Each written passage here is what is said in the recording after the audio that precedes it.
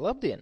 Šodien mēs aplūkosim kārtošanu, datu filtrēšanu, kā arī vēl papildus opcijas, kuras šad un tad ir nepieciešams izmantot Microsoft Excel 2003, lai atrisinātu kādu konkrētu problēmu. Sāksim ar datu kārtošanu, un, lai veiktu datu kārtošanu, ir jāatver kādu no iepriekšējās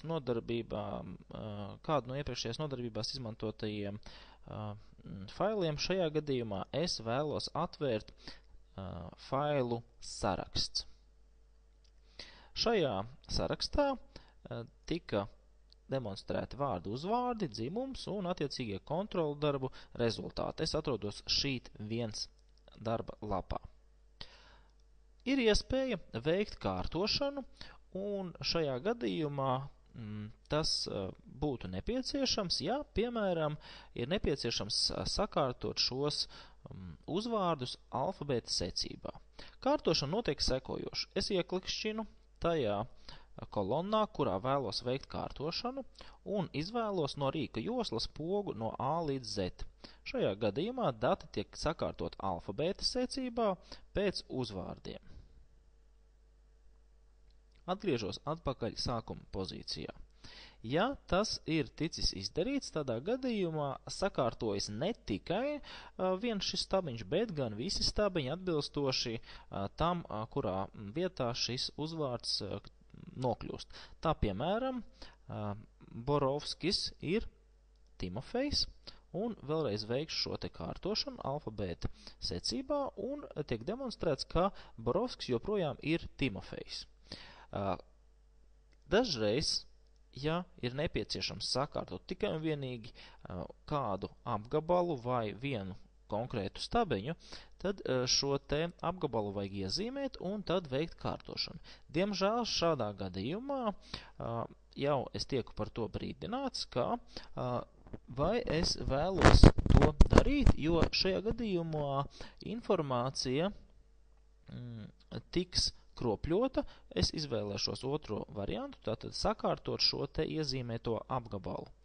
Un šajā gadījumā Borovskis jau ir kļuvis par Mārtiņu, un Freiberga ir kļuvusi par Timofeju, kas, protams, nav vairs patiesi. Tādēļ, ja mēs vēlamies veikt šo te kārtošanu, apgabali nav jāiezīmē. Ja vien, protams, ir nepieciešams sakārtot kādu konkrētu apgabalu pārējos neaiztiekot datus, tad, protams, ir pieļaujama šī te iezīmēšana. Līdzīgi ar iezīmēšanu es varētu sakārtot, piemēram, šo stabiņu dzīmumi, un šajā gadījumā izvēlēšos no Z līdz A, līdz ar to sākumā tiek sakārtot vīriešu kārtas pārstāv, pēc tam attiecīgi sievietes. Bet šajā gadījumā, kā redzams, priekšpusē ir nostājusies arī cita informācija, vīrieši, vidējais, sievietes, turklāt 0 un arī citi dati. Ko tas nozīmē? Ja tiek veikta kārtošana, tādā gadījumā kārtošanas opcijas ir šajā gadījumā paņēmušas arī C61, C62 un arī citas šīs te šūnas. Citiem vārdiem sakot, visas šūnas, kas ir šajā stabiņā, tiek šajā brīdī kārtotas. Līdz ar to zūd patiesībā dati, viņi tiek pārkārtoti savādāk un rodas jau zinām problēma ar šo datu turpmāku analīzi. Tāpat arī ir iespējams kārtot pēc jebkuras citas kolonas vai stabiņa. Ja es vēlos kārtot vienlaicīgi pēc vairākiem stabiņiem, tā piemēram, es vēlētos sakārtot sākumā šos te dzimumus, un ja ir vienādi dzimumi, tad kārtot uzvārdus, tādā gadījumā ar šiem palīgu līdzekļiem es vairs to panākt nevaru. Es sakārtoju alfabēta secībā dzimumus, bet, protams, ka uzvārdi nekārtojas.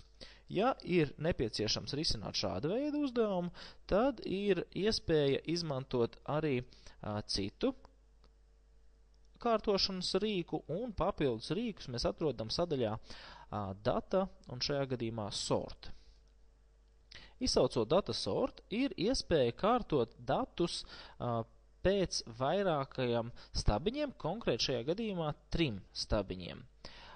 Pirmām kārtām automātiski mums tiek iezīmēts apgabals, kuram mēs vēlamies veikt šo te kārtošanu.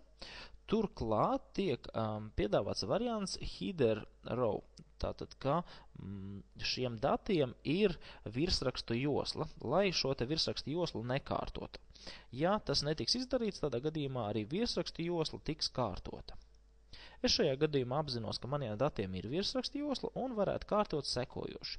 Sākumā es vēlētos sakārtot dzimuma stabiņu, attiecīgi es izvēlēšos dzimumu kārtot alfabēta secībā, tātad ascending, un tad, kad alfabēta secībā ir sakārtot dzimumu stabiņš, tad kārtot nākamo uzvārdu stabiņu, arī alfabēta secībā. Noklikšķinot OK, rezultāts ir sekojošs. Tiks ir sakārtots viss stabiņš, tā skaitā lūk parādās dzimumi, attiecīgi es, un arī katram šim te dzimumam blakus tiek sakārtot alfabēta secībā visi esošie uzvārdi. Atgriezīšos sākuma pozīcijā. Ja ir nepieciešams kārtot datus, neaiztiekot šos te apakšā esošos, vai arī kārtot datus tikai konkrētam apgabalam, to var arī gluži vienkārši iezīmēt. Es šajā gadījumā iezīmēšu rindiņas, sākot no otrās rindiņas, līdz kamēr ir izrēķināti šie te vidējie lielākie dati. Tad es iezīmēju šajā gadījumā rindiņas un vēlreiz veikšu kārtošanu. Šajā gadījumā es atkal varu veikt šo kārtošanu pēc dzimuma, tad uzvārda un vēlāk arī vēl pēc vārda. Ok. Dati tiek sakārtoti un tiek sakārtoti sekojoši. Sākumā ir sakārtot dzimums. Ja dzimumi ir vienādi, šajā gadījumā lielai daļai ir sieviešu vai arī vīriešu, līdz ar to ir ļoti daudz ar vienādiem dzimumiem, un tālāk tiek kārtots uzvārda stabiņš. Lūk, šajā gadījumā ir 2 Jansoni, attiecīgi abi 2 Jansoni ir vienādi, un ja tas ir tā, tādā gadījumā tiek kārtot arī vārdi alfabēta secībā. Lūk, tāpēc Ričards, tātad I, ir ātrāk kā Roberts, kuram attiecīgais atšķirīgais burts ir šajā gadījumā O. Līdzīgi es varu kārtot šos datus pēc citiem parametriem. Piemēram, es varētu kārtot pēc kontroldarba rezultātiem, vai sakārtot pēc mazākām, lielākām vērtībām, vai pēc vidējām vērtībām, un atbilstoši katrai situācijai pēc tādām vērtībām, kādas ir nepieciešams. Tad ar data sort palīdzību ir iespēja kārtot 3 laukus, un šos te laukus arī izvēlēties, kuri ir visnepieciešamākie konkrētajā situācijā. Pāriesim pie nākamās tēmas, un tas ir datu filtrēšana. Lai izmantotu filtrēšanu, šī te opcija ir jāieslēdz, un konkrēti to var ieslēgt ar data filtra palīdzību. Konkrēti šajā gadījumā es izvēlēšos data filtra autofiltru. Tiklīdz tas ir izdarīts, tā pirmai rindiņai ir parādījušies šādas te trīsstūrīšas, tāds pogas, un uzklišinot uz šīm pogām tiek demonstrēta izvēlnīte, no kuras ir iespēja izvēlēties vienu no eksistējošajām vērtībām. Izmantošu šajā gadījumā dzimumu un filtrēšu dzimumu sekojoši. Uzklišķinu uz pogas un izvēlos no saraksta S. Šajā gadījumā poga iezīmējas ar zilu bultiņu. Arī saraksts ir mainījies ar ziliem cipariem, un ir dažas rindas, kuras ir pazudušas, paslēptas. Tātad starp 1 un 5, piemēram, vairs nav pieejami nevieni citi burtiņi, cipariņi, bet šīs te šūnas nav izdzēstas, šīs te rindas nav izdzēstas, gluži vienkārši viņas neatbilst konkrētajam filtram. Jeb šajā gadījumā mēs esam nofiltrējuši visu sarakstu, pēc parametra dzimums ir vienāds ar S. Šajā gadījumā tiek demonstrēts tikai un vienīgi sieviešu kāds pārstāvis. Ja es vēlos pārslēgties uz vīriešiem, tādā gadījumā es to arī gluži vienkārši varu izdarīt. Ja es vēlos atslēgt filtru, tādā gadījumā izvēlos all. Ja pilnībā vēlos atslēgt filtru, tad no sadaļas data filtra atķeksēju autofiltru, jeb gluži vienkārši šī te filtrācija tiek atslēgta. Vēlreiz filtrāciju ieslēgšu data filtra autofiltru. Šādā veidā ir iespēja arī uzzināt uzreiz konkrētā cilvēka rezultātus. Tā, piemēram, izvēlos filtrācijai Čubārovs un uzzinu, ka tas ir Juris, vīriešu kārtas pārstāvs un viņa konkrētos rezultātus. Šādā veidā ir iespēja ātri atrast to informāciju, kāda ir nepieciešama, plus arī filtrēt šo te informāciju pēc kādiem parametriem. Tā, piemēram, es varētu izvēlēties no sākuma filtrēt vīriešu kārtas pārstāvjus. Tad, kad to es esmu izdarījis, tad es vēlētos filtrēt tos, kuriem pirmajā kontrola darbā ir tukšumi, blanks. Līdz ar to šajā brīdī es uzreiz uzzinu, ka ir 4 cilvēki, kas nav pirmo kontrola darbu rakstījuši. Atslēgšu šo te blanks uz all un pārslēgšos uz otrajā kontrola darbā blanks, un šajā gadījumā izrādās tādi ir 3 vīriešu kārtas pārstāvi. Tas nozīmē, ka mēs varam veikt tādu filtrāciju, kura darbojas vairākos laukos vienlaicīgi.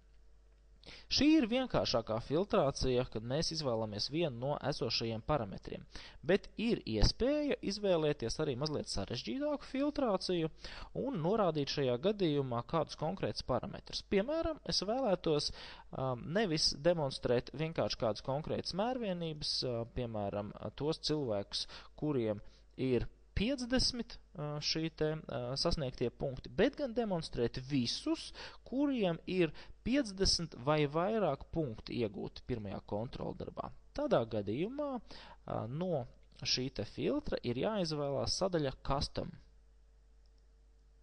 Un šajā gadījumā es varu izvēlēties sekojošu jautājumu. Equals tātad vienāds ar, vai arī jebkādi citi piedāvātie risinājumi. Es šajā gadījumā vēlos izmantot lielāks vai vienāds. Tas nozīmē ir is greater than or equal to, ir lielāks par vai vienāds ar, un konkrēti šajā gadījumā 50. Ok, un filtrs ir izveidots, turklāt tiek demonstrēti tie audzēkņi, kuriem pirmajā kontrola darbā ir 50 vai vairāk punktu. Līdzīgi es varētu rīkoties arī par otro kontrolu darbu. Lielāks vai vienāds ar 50. Ok.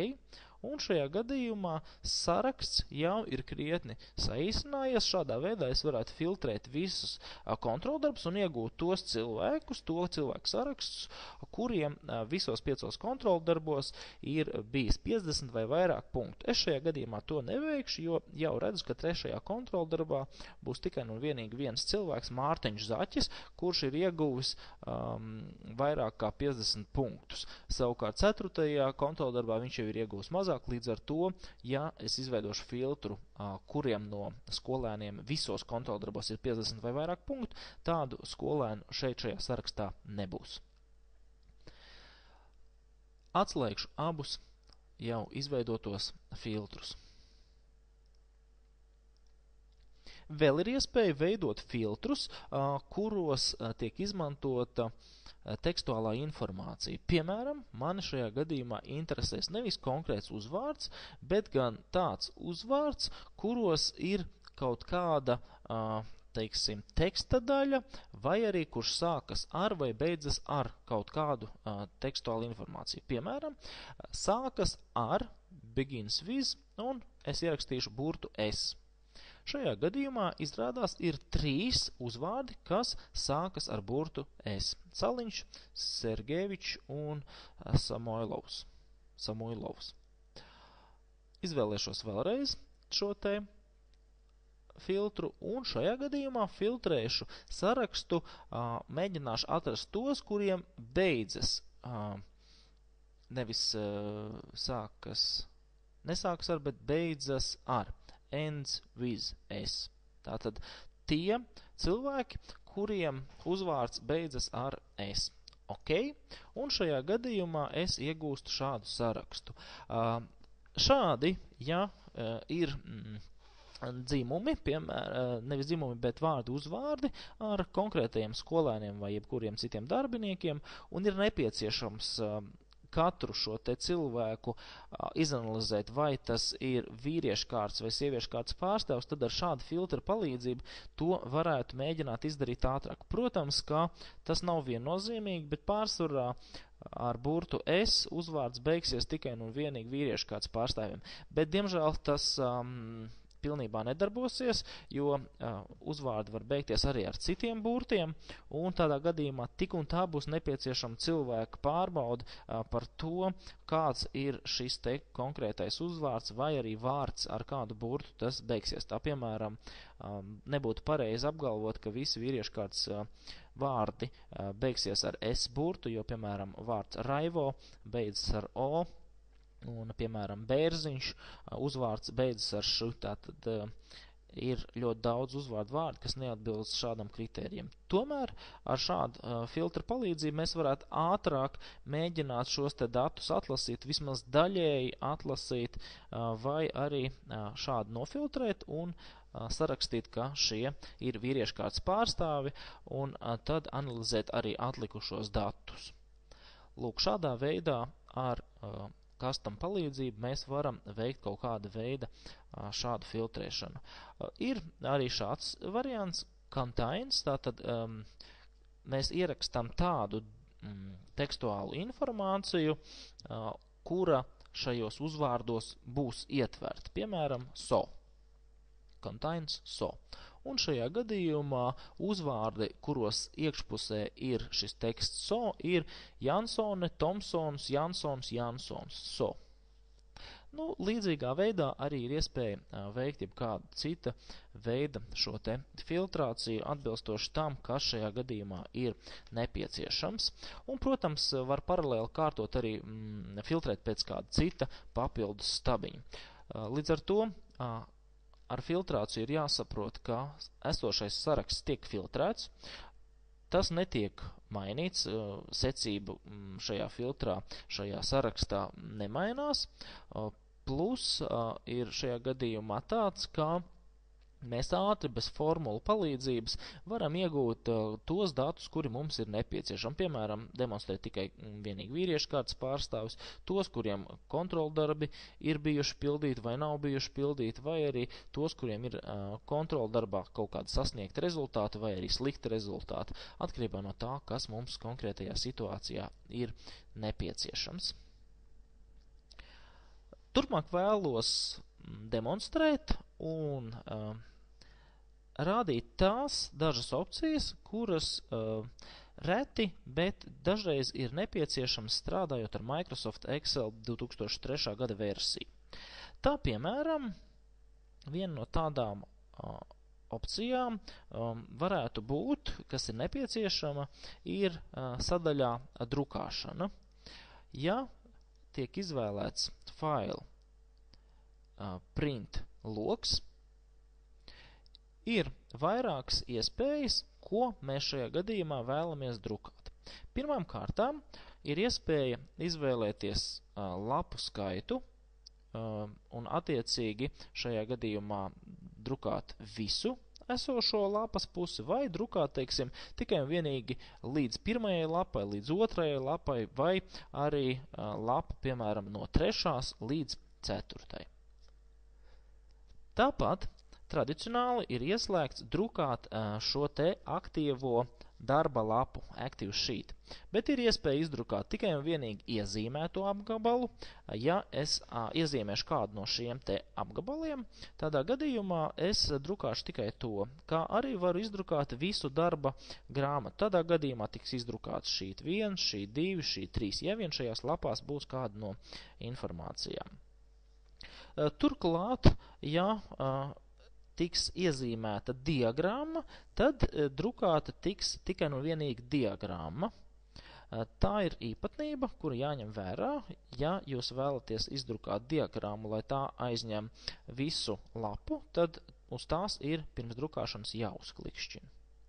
Papildus opcijas, kas attiecās uz šo te izdruku, ir iespējams apskatīt sadaļā Tools Options. Savukārt sadaļā Tools Options ir iespēja ne tikai mainīt šos te izdrukas parametrus, bet gan ir iespēja arī ieslēgt vai atslēgt režģi. Tā piemēram sadaļā View ir ķeksis Gridlines sadaļai.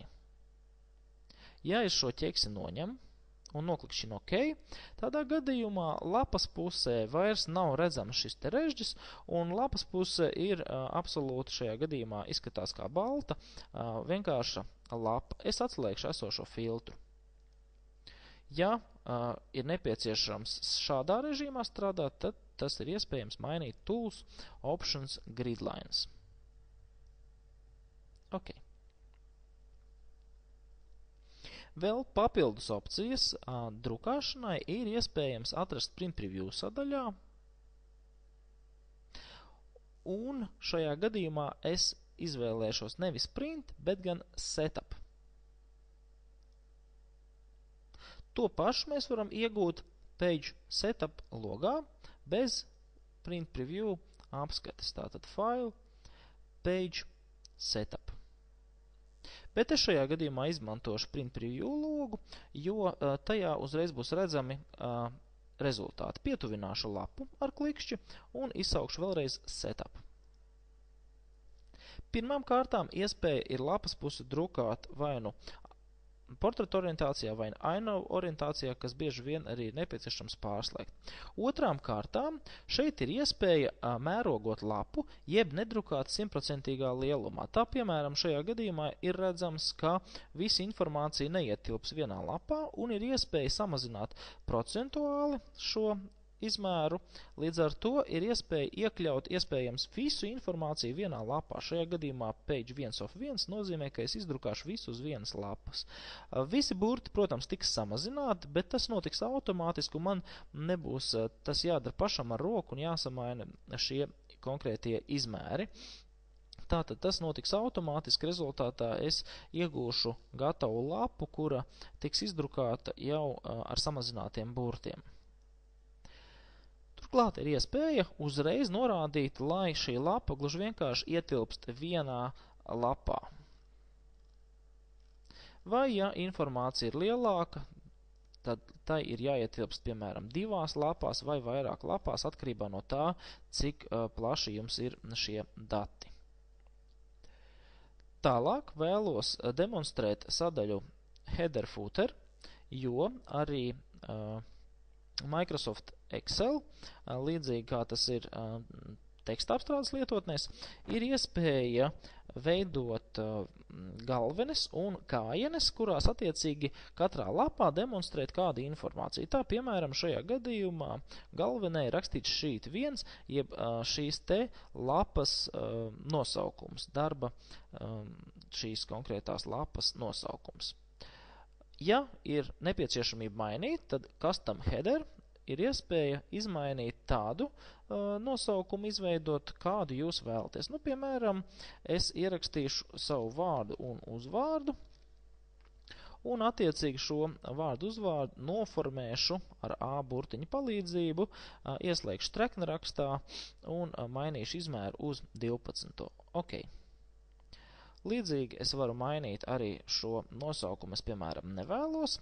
Varu ierakstīt tā konkrētā brīža laiku, un šajā gadījumā es redzu, ka lapas puse tiks izdrukāta šāda Oskars Lūsis, un šeit blakus būs 12.22. Līdzīgi ir iespēja mainīt arī Custom Footer. Ar tā palīdzību ir iespēja izveidot tādu kodu, kāds ir nepieciešams.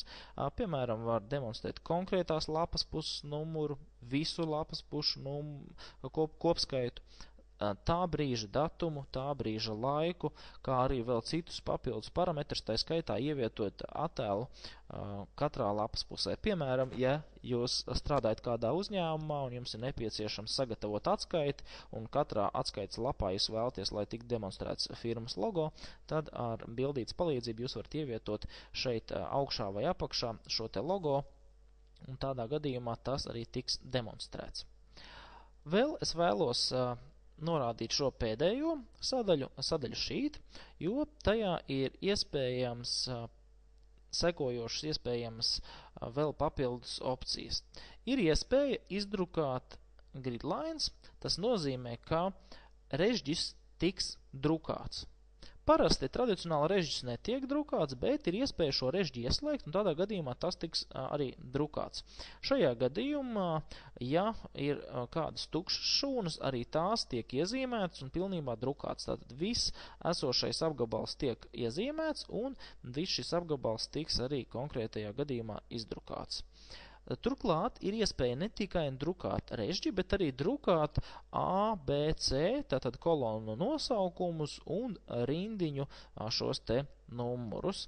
Ja es to izvēlos, tādā gadījumā izdruka jau izskatīsies šādi, tiks demonstrētas šūnas un attiecīgi būs vieglāk orientēties ar šīm šūnu adresācijām un iegūt to, kas šajā gadījumā ir konkrētajā situācijā nepieciešams. Esošo dokumentu aizvaru ciet un saglabāšu ar nosaukumu izdruka. Protams, Microsoft Excelī 2003. gada versijā ir ļoti daudz vēl papildus opcijas, ļoti daudz dažādu īpašību, kuras vēl ir iespējams mainīt, kuras ir iespējams arī pievienot klāt, un tās visas nav iespējams aptvērt tik īsā materiālā. Tomēr ieskats par šo programmatūru ir, es ceru, izveidojies, un tālākais ir atkarīgs no konkrētiem uzdevumiem, kur ir jārisina šīs programmas palīdzību.